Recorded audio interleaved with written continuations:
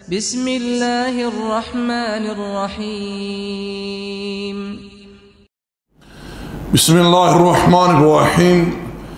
إن الحمد لله تعالى نحمده ونستعينه ونستغفره ونعوذ بالله من شرور أنفسنا ومن سيئات أعمالنا. من يهده الله فلا مضل له ومن يضلل فلا هادي له. وأشهد أن لا إله إلا الله وحده لا شريك له وأشهد أن محمدًا عبده ورسوله صلى الله عليه وعلى آله وصحبه أجمعين. أما بعد. برادران اسلام، آج اس نشست میں اللہ جل وعلا کی توفیق سے ہمارے درس کا عنوان ہے جس جگہ پر شرک ہو رہا ہو، جس جگہ پر غیر اللہ کی عبادت ہو رہی ہو، جس جگہ پر غیر اللہ کے لیے جانور ذبح کیے جا رہے ہوں، جہاں مشرکین کا کوئی میلہ عرس قائم ہوتا ہو، کیا وہاں اسلام اللہ تعالیٰ کی عبادت کی اجازت دیتا ہے؟ رب ذوالجلال تقدس و تعالی سے دعا ہے، التجا ہے کہ الہ العالمین حق گوئی کی توفیق عطا فرما، اور جہاں تک ہماری آواز پہنچے اللہ جل وعلا اپنے فضل و احسان سے ہر سننے والے کو سمجھنے کی، عمل کرنے کی، ایمان لانے کی توفیق عطا فرمائے۔ یاد رکھیں، دین اسلام دین توحید ہے۔ نبی محترم صلی اللہ علیہ وسلم نے ہر معاملے میں عقیدہ توحید کا دفاع فرمایا ہے۔ میں ہر درس میں چند ایسی باتیں ہیں جنہیں ہمیشہ ذکر کرتا ہوں، وہ اس لیے تاکہ ہمارے سامنے اس معاملے میں نبی محترم صلی اللہ علیہ وسلم کا اسوہ جو ہے وہ کھل کر سامنے آئے۔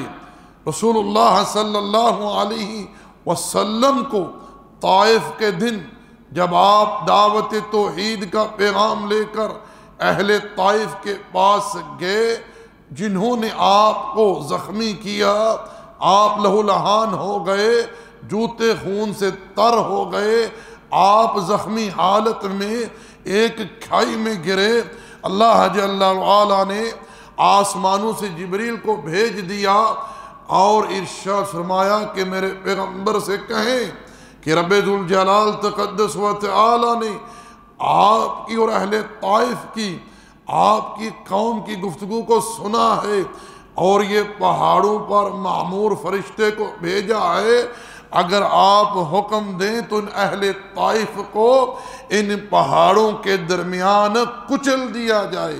نبی علیہ السلام نے ارشاد فرمایا کہ نہیں جبریل، میں رب ذوالجلال تقدس و تعالی سے امید رکھتا ہوں کہ اللہ جل وعلا ان کی پشت سے ایسی نسل نکالے گا جو اللہ کی توحید پر ایمان لائیں گے۔ آپ لوگ غور کریں کہ پیارے پیغمبر کو چھٹلایا گیا، طائف سے نکال دیا گیا، پتھر مارے گئے، زخمی کر دیا گیا، لہو لہان ہو گئے، کھائی میں آ کر گرے، لیکن قوم کے لیے بد دعا نہ کی۔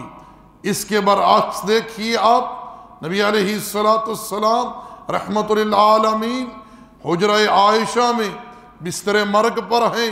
صحیح بخاری کتاب الصلاۃ اٹھائیے اور پڑھیے، سیدہ عائشہ رضی اللہ تعالی عنہا بیان کرتی ہیں کہ وہ بیماری جس میں اللہ کے پیغمبر کو شفا نہ ہوئی، آپ اللہ تعالیٰ سے جا ملے، آپ بستر مرگ پر تھے، حالت تکلیف کی وجہ سے اپنے چہرے پر کپڑا ڈالتے اور ہٹاتے اور ارشاد فرماتے لعنت اللہ علی الیہود والنصارى اتخذوا قبور انبیائہم مساجدا، اے اللہ تو لعنت کر ان یہود و نصارہ پر جنہوں نے اپنے انبیاء کی قبروں کو سجدہ گاہ بنا لیا۔ میں آپ لوگوں کی یہاں توجہ چاہوں گا۔ نبی علیہ السلام نے جب یہود و نصارہ پر اور جس وقت جس جگہ لعنت کی، وہاں نہ تو کوئی یہودی تھا نہ کوئی نصرانی تھا۔ اس وقت نبی علیہ السلام کے اہل بیت تھے، آپ کے صحابہ تھے، مگر اللہ کے پیغمبر اس نازک وقت میں، بڑا قیمتی مرحلہ ہے، آپ دنیا سے رخصت ہو رہے ہیں اور اس وقت اپنے صحابہ کے سامنے یہود و نصارہ پر لعنت کر رہے ہیں۔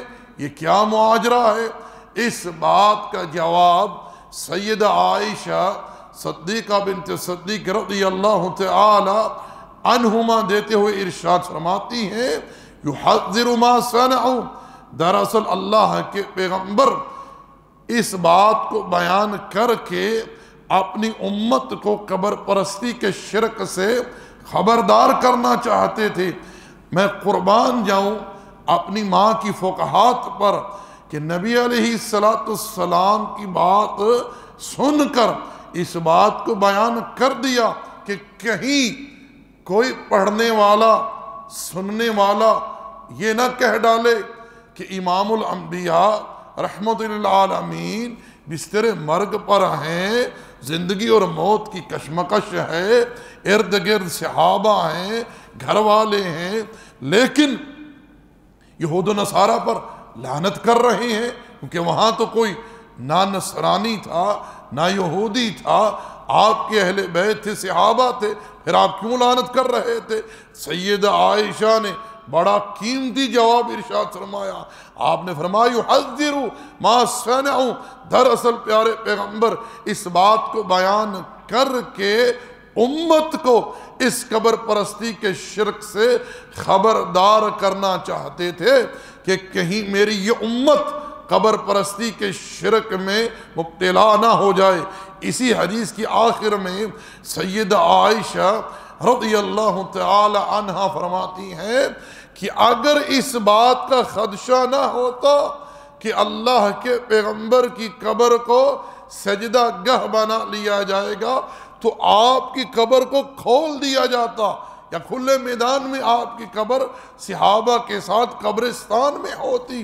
نبی محترم صلی اللہ علیہ وسلم نے اپنی وفات سے قبل اس بات کو رب سے مانگا، دعا کی، اللہم لا تجعل قبری وثنا یعبد، اے اللہ تو میری قبر کو بت نہ بننے دینا کہ اس کی پرستش کی جائے۔ میں یہاں یہ باتیں اس لیے بیان کر رہا ہوں تاکہ ہم اس بات کو بڑی اہمیت سے لیں، اس بات کو بڑی سنجیدگی سے لیں، کیونکہ یہ کوئی معمولی بات نہیں ہے۔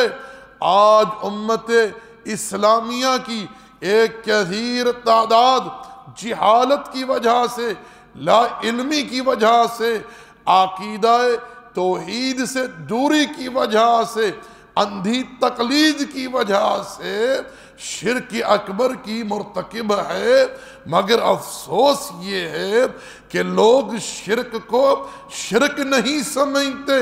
اللہ کے بندو، رب ذوالجلال تقدس و تعالی نے قرآن کریم کے اندر دو گناہ ایسے ہیں جن کی بابت یہ ارشاد فرمایا کہ جو اس حال میں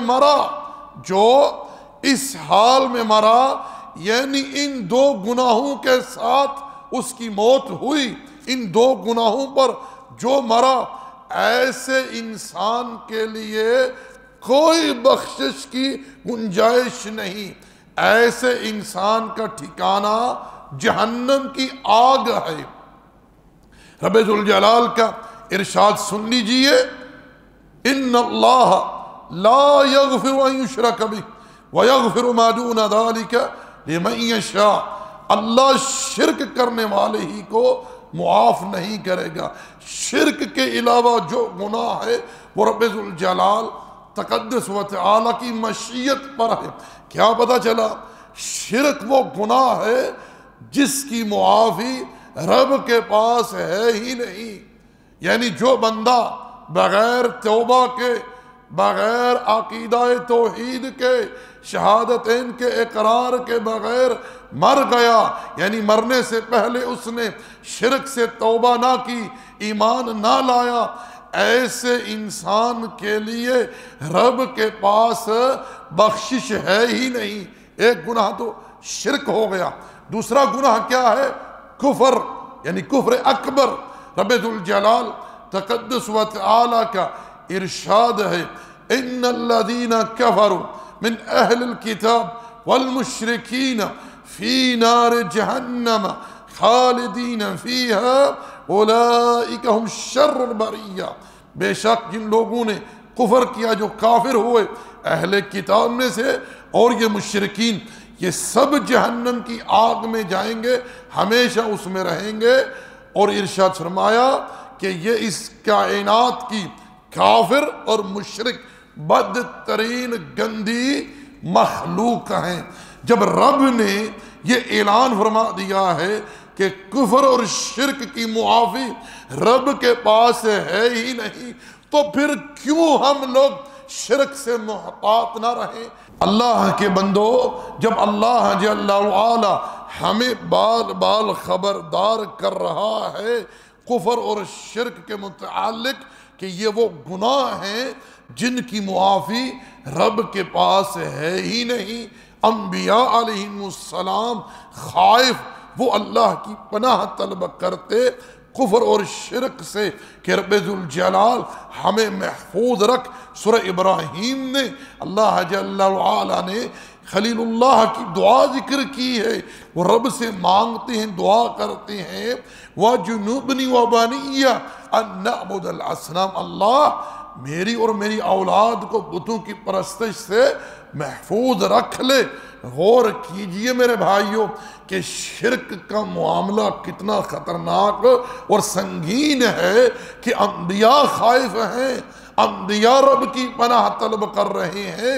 صحابہ کو پیارے پیغمبر نے دعا سکھلائی کہ اس کو صبح و شام پڑھا کرو اور اللہ کی پناہ طلب کیا کرو ہر قسم کے شرک سے، چاہے ظاہری ہو یا باطنی ہو، جسے تم جانتی ہو یا نہیں جانتے، ہر قسم کے شرک سے رب ذوالجلال تقدس و تعالی کی پناہ طلب کیا کرو۔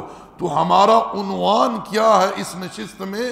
آپ احباب نے شروع میں سن لیا ہے کہ ایسی جگہوں پر جہاں شرک ہو رہا ہو، جہاں غیر اللہ کی عبادت ہو رہی ہو، جہاں غیر اللہ کے لیے جانور ذبح کیے جا رہے ہوں، کیا وہاں رب ذوالجلال کی عبادت کی اسلام اجازت دیتا ہے؟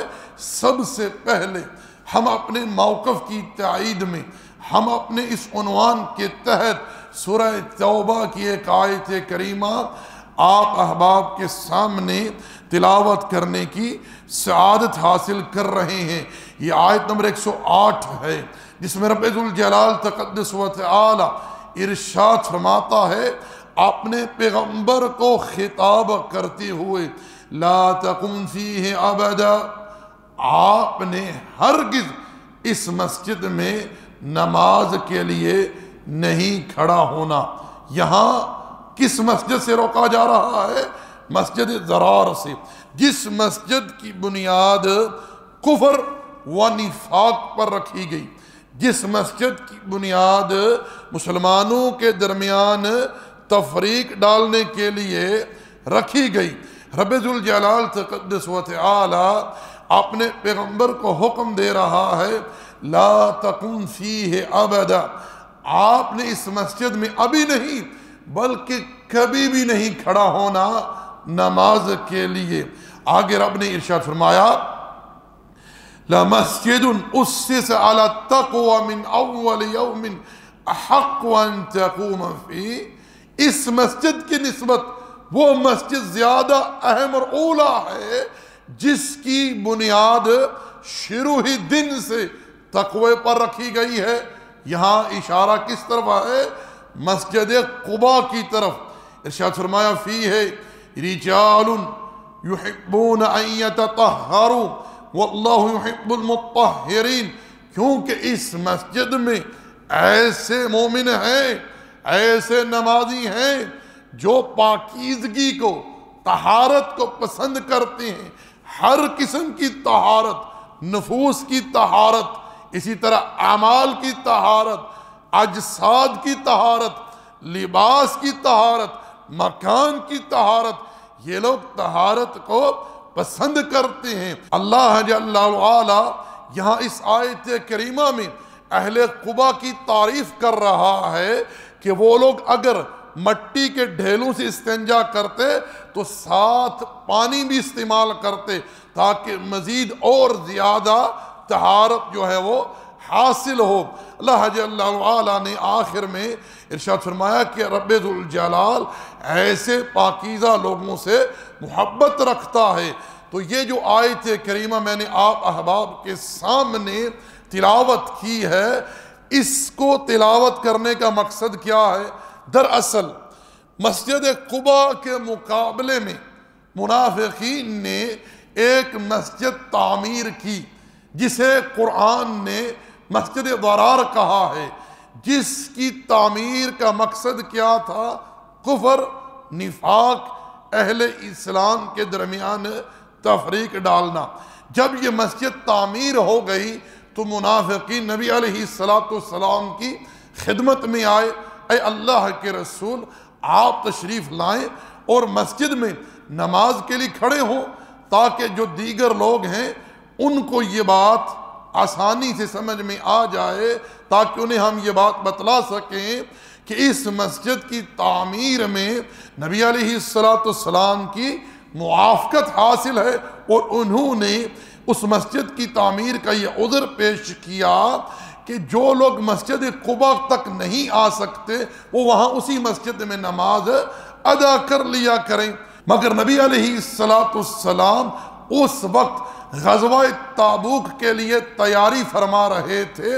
اللہ کے رسول نے ارشاد فرمایا کہ میں واپسی پر تشریف لاؤں گا وہاں نماز کی ادائیگی کے لیے۔ چنانچہ جب اللہ کے رسول علیہ السلام تابوک سے واپس پلٹتے ہیں تو رب ذوالجلال تقدس و تعالی نے آپ پر یہ آیات اتار دی، اور اپنے پیغمبر کو اللہ نے حکم دیا لا تقم فیہ ابدا۔ پیارے پیغمبر، آپ نے ایسی مسجد جس کی تعمیر، جس کی بنیاد پہلے ہی دن کفر اور نفاق اور مسلمانوں کے درمیان تفریق ڈالنے کے لیے رکھی گئی ہے، ایسی مسجد میں آپ نے ابھی نہیں بلکہ کبھی بھی نہیں کھڑا ہونا۔ کس کے لیے؟ نماز کے لیے۔ شاہد یہاں یہ ہے، میں اب آپ لوگوں کی یہاں توجہ چاہوں گا، مسلمانوں غور سے سنو، اگر پیارے پیغمبر علیہ السلام ان کی دعوت پر اس مسجد میں چلے جاتے نماز کی ادائیگی کے لیے، اللہ کے پیغمبر وہاں جا کر اس مسجد میں کس کے لیے نماز ادا کرتے، کس کے لیے قیام کرتے، کس کے لیے رکوع کرتے، کس کے لیے سجدہ کرتے، کس کے لیے تشہد فرماتے، کس کے لیے اذکار پڑھتے، کس سے دعائیں کرتے؟ اللہ سے۔ کس سے؟ اللہ سے دعائیں کرتے، اللہ کے لیے قیام کرتے، رب کے لیے رکوع کرتے، رب کے لیے سجدہ کرتے، رب کا ذکر کرتے، رب کے لیے تشہد فرماتے۔ یعنی آپ کا وہاں کھڑا ہونا کس کے لیے ہوتا؟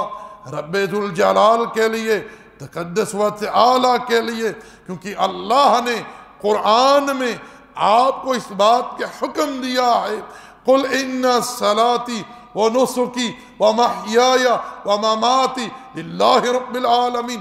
ارشاد فرمایا کہ پیارے پیغمبر آپ اس بات کا اعلان کر دیجئے کہ آپ کی نماز، قربانی، جینا مرنا کس کے لیے ہے؟ اللہ کے لیے ہے۔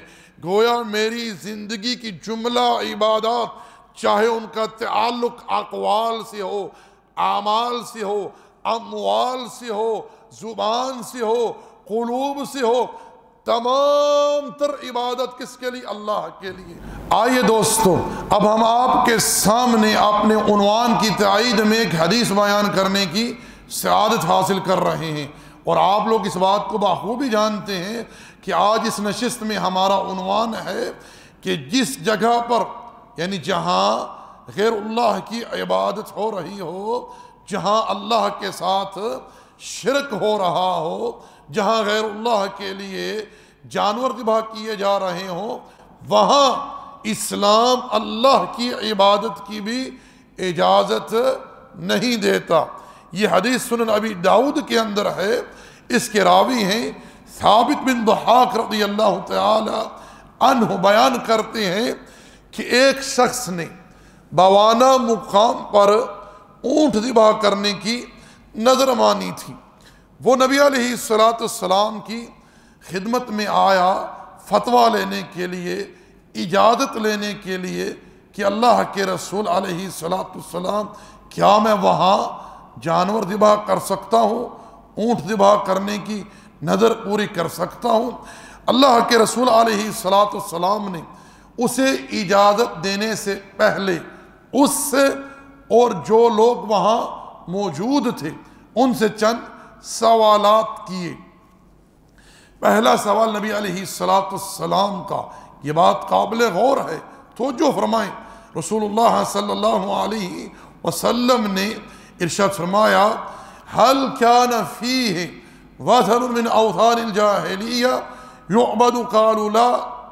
نبی علیہ السلام نے فرمایا کہ جہاں یہ اپنی نظر پوری کرنا چاہتا ہے، کیا وہاں کبھی زمانہ جاہلیت میں بتوں میں سے کسی بت کی عبادت تو نہیں کی جاتی تھی؟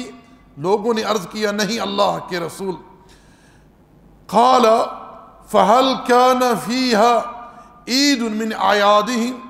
نبی علیہ السلام نے دوسرا سوال کیا، جہاں یہ اپنی نظر پوری کرنا چاہتا ہے، کیا وہاں کبھی زمانہ جاہلیت میں مشرکین کا کوئی میلہ تو نہیں لگتا تھا، عرس تو قائم نہیں ہوتا تھا؟ قالوا لا، لوگوں نے عرض کیا نہیں اللہ کے رسول۔ فقال رسول اللہ صلی اللہ علیہ وسلم اوفی بنذرک۔ نبی علیہ السلام نے ارشاد فرمایا کہ تو اپنی نظر کو پورا کر لے، اور آگے ارشاد فرمایا فَإِنَّهُ لَا وَفَاءَ لِنَذْرٍ فِي مَعْصِيَةِ اللَّهِ وَلَا فِي مَا لَا يَمْلِكُ ابْنُ آدَمَ۔ نبی صلی اللہ علیہ وسلم نے ارشاد فرمایا کہ اللہ تعالیٰ کی جو معاصیت کی نظر ہے، رب کی جو نافرمانی کی نظر ہے، وہ کسی کے لیے پورا کرنا بالکل جائز نہیں، اور نہ ہی کوئی ایسی نظر پورا کرنا ابن آدم پر ضروری ہے کہ جس کی وہ استطاعت نہیں رکھتا۔ یہاں نبی علیہ السلام کے یہ جو چند سوالات ہیں، ہمارے لیے ان کے اندر بڑا درس ہے، بڑی تعلیم ہے، بڑی نصیحت ہے۔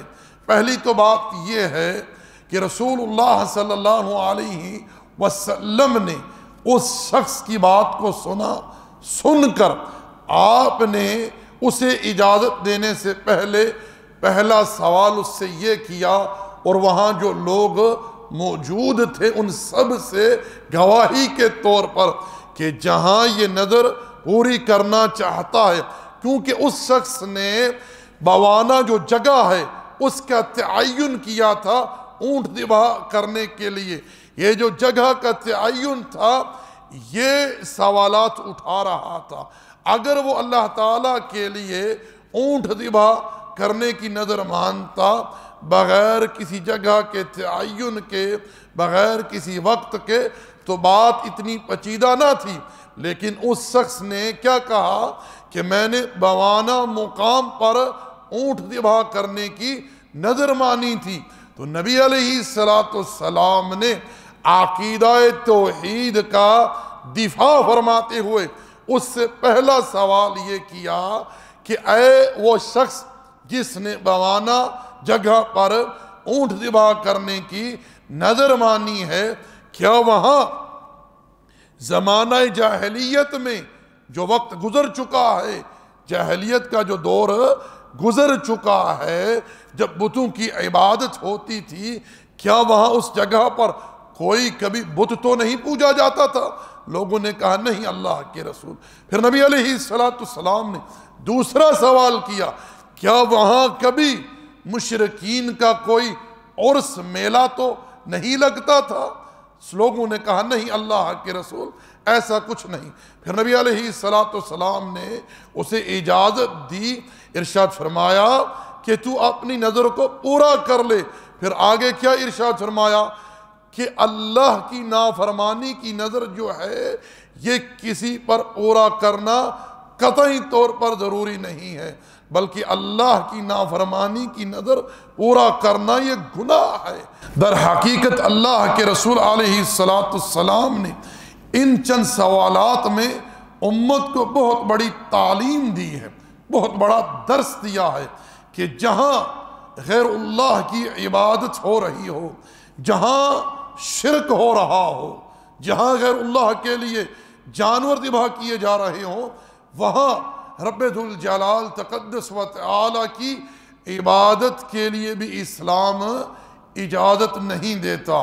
نبی علیہ السلام کا لوگوں سے یہ پوچھنا کہ جہاں یہ نظر پوری کرنا چاہتا ہے کیا وہاں کسی دور میں یعنی زمانہ جاہلیت میں بتوں میں سے کسی بت کی عبادت تو نہیں کی جاتی تھی؟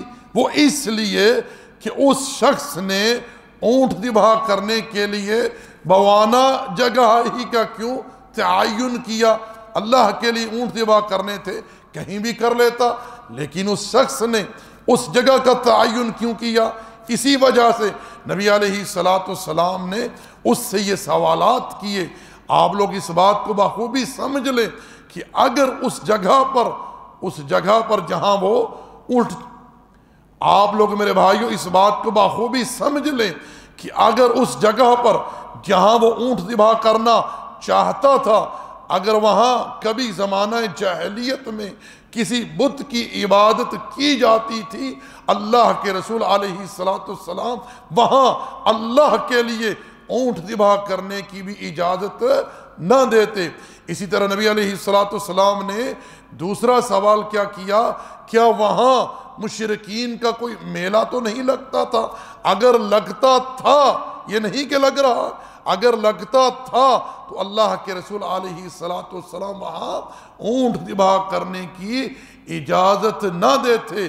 غور کیجئے کہ اسلام کس طرح عقیدہ توحید کی حفاظت فرماتا ہے، توحید کا دفاع فرماتا ہے کہ پیارے پیغمبر علیہ السلام نے اس عظیم حدیث میں امت کو بہت بڑی تعلیم دے ڈالی ہے، امت کو بہت بڑا درس دیا ہے کہ امت اس بات کو بخوبی سمجھ لے کہ جہاں شرک ہو رہا ہو، جہاں غیر اللہ کی عبادت ہو رہی ہو، جہاں غیر اللہ کے لیے جانور ذبح کیے جا رہے ہو، جہاں رب ذوالجلال تقدس و تعالی کی حدود کی دھجیاں اڑائی جا رہی ہو، جہاں اسلامی حدود کو توڑا جا رہا ہو، جیسا کہ آپ لوگ دیکھتے ہیں درگاہوں پر، مزاروں پر، آستانوں پر جہاں قوالیاں ہوتی ہیں، ہجڑے ناچتے ہیں، عورتیں کھلے عام لوگوں کے سامنے رقص کرتی ہیں، دھمالے ڈالتی ہیں۔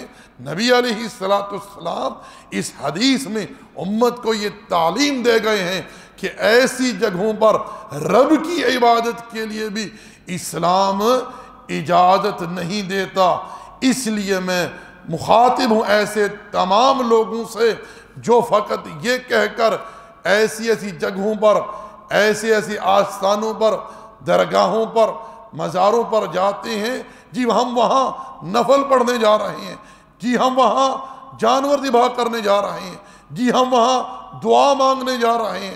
اللہ کے بندو، دعا عبادت ہے، نفل عبادت ہے، ذبح کرنا عبادت ہے، اور یہ عبادت خالص ایک اللہ کے لیے ہو۔ تو برادران اسلام، میں نے آپ احباب کے سامنے اپنے اس عنوان کے تحت سب سے پہلے جو آیت کریمہ پیش کی ہے سورہ توبہ کی آیت نمبر 107، جس میں رب ذوالجلال تقدس و تعالی نے اپنے پیغمبر کو اس بات کا حکم دیتے ہوئے ارشاد فرمایا، لا تقم فیہ ابدا، میرے پیغمبر آپ علیہ السلام نے ایسی مسجد میں کبھی بھی نماز کے لیے نہیں کھڑا ہونا جس مسجد کی بنیاد نفاق، کفر اور مسلمانوں کے درمیان تفریق ڈالنے کے لیے رکھی گئی ہو۔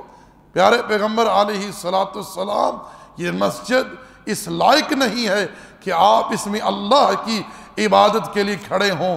اس مسجد کی نسبت وہ مسجد زیادہ اہم اور اولیٰ ہے جس کی بنیاد شروع دن سے تقوی پر رکھی گئی ہو۔ آپ اس میں نماز کے لیے کھڑا ہوا کریں جس میں ایسے نمازی ہیں، ایسے مومن ہیں جو طہارت کو، پاکیزگی کو پسند کرتے ہیں، اور اللہ تعالیٰ پاکیزہ لوگوں سے محبت رکھتا ہے، تقدس و تعالی۔ تو آپ لوگوں کے سامنے میرے بھائیوں اس آیت کریمہ کی روشنی میں یہ بات کھل کر آئی ہوگی کہ اگر اللہ کے رسول علیہ السلام مسجد ضرار، جس کو منافقین نے تعمیر کیا، تعمیر کرنے کے بعد وہ نبی علیہ السلام کی خدمت میں آئے اور آ کر عرض کی، اللہ کے رسول آپ تشریف لائیں اس مسجد میں نماز کی ادائیگی کے لیے۔ اگر اللہ کے رسول وہاں جا کر نماز کی ادائیگی کے لیے کھڑے ہوتے تو کس کے لیے نماز ادا کرتے؟ اللہ کے لیے۔ مگر اللہ جل وعلا نے اپنے پیغمبر کو ایسی فساد والی جگہ پر اپنی عبادت سے بھی روک دیا جس کی بنیاد کفر، نفاق اور مسلمانوں کے درمیان تفریق ڈالنے پر رکھی گئی ہو۔ اور حدیث ثابت بن الضحاک رضی اللہ تعالی عنہ بھی اس بات پر دلالت کرتی ہے کہ نبی علیہ السلام کا اس سائل کی بات سن کر جس نے بوانا مقام پر اونٹ ذبح کرنے کی نظر مانی تھی، اللہ کے پیغمبر نے لوگوں سے پوچھا کہ جہاں یہ نظر پوری کرنا چاہتا ہے کس کے لیے؟ اللہ کے لیے۔ کیا کبھی وہاں کسی بت کی عبادت تو نہیں ہوتی تھی؟ کیونکہ زمانہ جاہلیت میں بت پرستی عام تھی، اور اس شخص نے بوانا مقام کا تعین کیوں کیا ہے؟ اس نے اللہ کے لیے نظر مانی ہے تو یہ کہیں بھی پوری کر سکتا تھا، کسی وقت پوری کر سکتا تھا، لیکن اس نے اس جگہ کا تعین کیوں کیا ہے؟ یہ تعین بہت سارے سوالات اٹھا رہا تھا۔ چنانچہ نبی علیہ السلام نے اس بات کو پوچھ کر بالکل ڈکلیئر کیا، کلیئر کیا کہ وہاں کبھی زمانہ جاہلیت میں کسی بت کی عبادت تو نہیں کی جاتی تھی۔ لوگوں نے بتلایا کہ نہیں اللہ کے رسول، وہاں کبھی کسی بت کی عبادت نہیں ہوتی تھی۔ پھر نبی علیہ السلام کا دوسرا سوال، جہاں یہ نظر پوری کرنا چاہتا ہے کیا وہاں کبھی کسی وقت میں مشرکین کا کوئی میلہ تو نہیں لگتا تھا، عرس تو نہیں لگتا تھا؟ لوگوں نے بتلایا کہ نہیں اللہ کے رسول، ایسا کوئی معاملہ وہاں نہیں ہوتا تھا۔ پھر آپ نے حکم دیا، اجازت دی کہ تو اپنی نظر کو وہاں جا کر پوری کر لے۔ اللہ کے بندو، نبی علیہ السلام کا یہ اسوہ، یہ تعلیم ہمارے لیے قابل غور ہے کہ رسول اللہ صلی اللہ علیہ وسلم اس بات کو باقاعدگی سے پوچھ رہے ہیں کہ جہاں تو نے نظر مانی ہے، یعنی بوانا مقام پر، وہاں کہیں شرک تو نہیں ہوتا تھا، وہاں کوئی مشرکین کا میلہ تو نہیں لگتا تھا، کیونکہ تیرے اس فعل کی وجہ سے کسی کو دھوکہ نہ ہو، کوئی غلط فہمی کا شکار نہ ہو جائے۔ دیکھیں نبی علیہ السلام کس طرح عقیدہ توحید کا دفاع فرما رہے ہیں۔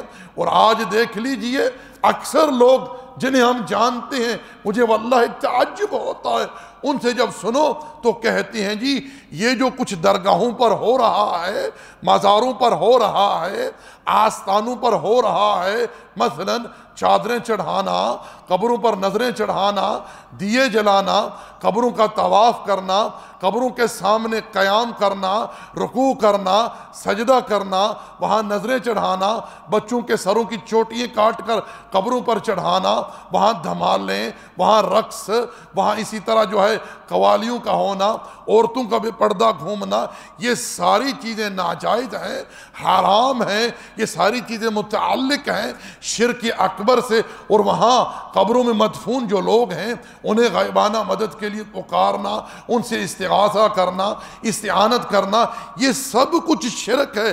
ان ساری چیزوں کو یہ لوگ مانتے ہیں، تسلیم کرتے ہیں، لیکن اس کے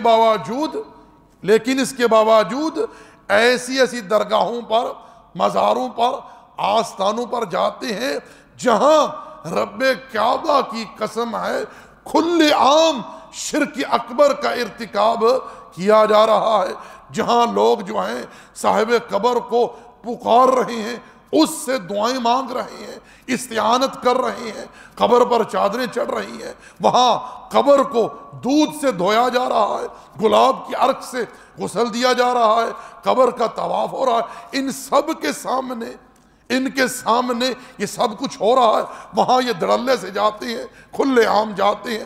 اگر آپ لوگ میرے بھائیوں ان سے دریافت کریں کہ آپ لوگ سب کچھ مانتے ہو، تسلیم کرتے ہو، جانتے ہو، یہ جو سب کچھ وہاں ہو رہا ہے اولیاء اللہ کی محبت کی آڑ میں یہ ساری چیزیں متعلق ہیں شرک اکبر سے، تو آگے سے ایکسپٹ کریں گے جی بالکل صحیح ہے، وہاں شرک ہو رہا ہے، لیکن پھر بھی وہاں جاتے ہیں۔ کیوں جاتے ہو؟ جی زیارت کے لیے، تلاوت کرنے کے لیے، فاتحہ کہنے کے لیے، دعا مانگنے کے لیے۔ اللہ کے بندو، جب آپ لوگ اس بات کو بخوبی اچھی طرح سمجھتے ہو، جانتے ہو، تسلیم کرتے ہو کہ وہاں شرک ہو رہا ہے، پھر کیوں جاتے ہو؟ کیوں کسی کے لیے شرک کا دروازہ کھولتے ہو کسی جاہل کے لیے؟ آپ اگر سفید پوش انسان وہاں چلے جاتے ہو، وہاں اگر آپ کو کوئی جاہل دیکھے گا وہ تو یہی سمجھے گا نا جو کچھ میں کرنے یہاں آیا ہوں یہ بھی یہی کچھ کرنے آیا ہے، اس کی گمراہی میں اور اضافہ ہوگا۔ آپ کیوں سبب بنتے ہو لوگوں کے لیے غلط فہمی کا، لوگوں کے لیے بدعقیدگی کا، غلط فہمی کا شکار ہونے کا؟ کیوں جو ہے مین کردار ادا کرتے ہو؟ ان چیزوں سے بعد آ جاؤ۔ آپ لوگ جانتے ہیں کہ قرآن تلاوت کرنا عبادت ہے، دعا عبادت ہے، سورۃ الفاتحہ کی قرات عبادت ہے، نفل ادا کرنا عبادت ہے، اور عبادت حق ہے ایک اللہ کا، اور اللہ جل وعلا نے اور اس کے پیغمبر علیہ السلام نے ہمیں یہ تعلیم دی ہے، یہ حکم دیا ہے کہ جہاں شرک ہو رہا ہو، جہاں کفر ہو، جہاں رب ذوالجلال تقدس و تعالی کی حدود کو توڑا جا رہا ہو، جہاں دین اسلام کی تعلیمات کی دھجیاں اڑائی جا رہی ہو، وہاں اسلام رب کی عبادت کے لیے بھی اجازت نہیں دیتا کہ کہیں کسی دیکھنے والے کو کوئی غلط فہمی نہ ہو جائے۔ اسلام عقیدہ توحید کے معاملے میں بڑی سنجیدگی اختیار کرتا ہے۔ نماز جنازہ میں رب ذوالجلال تقدس و تعالی نے رکوع اور سجود تشہد سے روک دیا کہ کہیں کسی دیکھنے والے کو یہ شبہ نہ ہو کہ یہ جو رکوع ہو رہا ہے یا سجدہ ہو رہا ہے یہ اس میت کے لیے ہو رہا ہے۔ حالانکہ اگر کوئی سجدہ کرتا، رکوع کرتا، تشہد میں بیٹھتا تو کس کے لیے؟ اللہ کے لیے، مگر اللہ جل وعلا نے وہاں رکوع اور سجدہ ختم کر دیا کہ کہیں کوئی اس بارے میں غلط فہمی کا شکار نہ ہو جائے۔ نبی علیہ السلام نے ہر معاملے میں عقیدہ توحید کا دفاع فرمایا ہے۔ اس لیے میں گزارش کروں گا ایسے تمام لوگوں سے جو درگاہوں پر، آستانوں پر، مزاروں پر جاتے ہیں فقط فاتحہ کہنے کے لیے، زیارت کے لیے، نفل پڑھنے کے لیے، اللہ کا یہ فرمان سن کر ان حرکتوں سے باز آ جاؤ کہ ہمارے رب نے ایسے مقامات پر اپنی عبادت سے بھی روک دیا جہاں شرک ہو رہا ہو، جہاں کفر ہو، جہاں رب کی نافرمانی ہو رہی ہو، جہاں اسلام کی دھجیاں اڑائی جا رہی ہوں۔ اللہ المستعان۔ اس لیے باز آ جاؤ لوگوں کے شرک میں مبتلا ہونے کا مزید سبب نہ بنو۔ اور آخر میں ایسے تمام لوگوں کو پیغام دے دینا چاہتا ہوں کہ اگر آپ کسی درگاہ پر، مزار پر، آستانے پر جانا چاہتے ہیں، ان حالات میں، اس سچویشن میں فقط ایک شرط کے ساتھ، اور وہ شرط کیا ہے کہ وہاں جا کر آپ نے کھلے عام رب کی توحید بیان کرنی ہے، لوگوں کو کھلے عام علی الاعلان شرک سے منع کرنا ہے، روکنا ہے، اس چیز کا رد کرنا ہے، لوگوں کو کہنا ہے کہ یہ جو کچھ تم یہاں کر رہے ہو یہ شرک ہے، اور اس شرک سے باز آ جاؤ۔ اگر اتنی ہمت، اتنی جرت، اتنی غیرت اتنا احساس دلوں کے اندر نہیں ہے، شرک سے روکنے کی صلاحیت نہیں ہے، توحید بیان کرنے کی معارفت نہیں ہے، تو باز آ جاؤ، ایسی تمام ہر جگہوں پر جانے سے رک جاؤ، ورنہ یہ یاد رکھو اگر ایک شخص بھی تمہاری کسی وجہ سے اگر ایک شخص بھی تمہاری وجہ سے شرک میں مبتلا ہوا تو تم اس چیز کے ذمہ دار ہو، اللہ المستعان۔